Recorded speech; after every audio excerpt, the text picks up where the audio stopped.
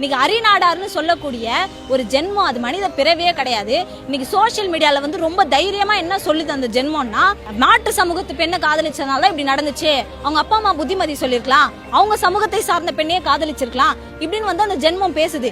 யார் கொடுத்தது இந்த தைரியத்தை? ஒரு சென்சிட்டிவான இஷ்யூ இவ்வளவு தமிழ்நாடு முழுக்க பத்தி எறியும் போது இப்படி ஒருத்தனால பேச முடியுது. அவனுக்கு எதிராக காவல்துறையோட எந்த ஆக்ஷன்ஸுமே வந்து பாயாதுன்னு சொன்னா இது என்ன மாதிரியான ஒரு ஆட்சிக்குள்ள நம்ம இருந்துகிட்டு இருக்கோன்ற ஒரு கேள்வி வருது. சொல்லி அந்த பையன் வந்து தம்பி தினைக்கும், அவங்க வந்து அக்கா, அவங்க ஒரு டாக்டர்.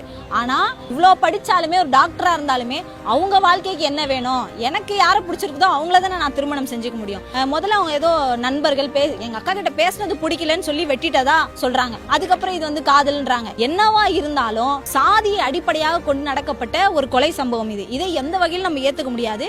கொலை செஞ்ச அந்த கொலையாளியும் படித்தவர், அவங்க அப்பா அம்மா வந்து சப் இன்ஸ்பெக்டர்.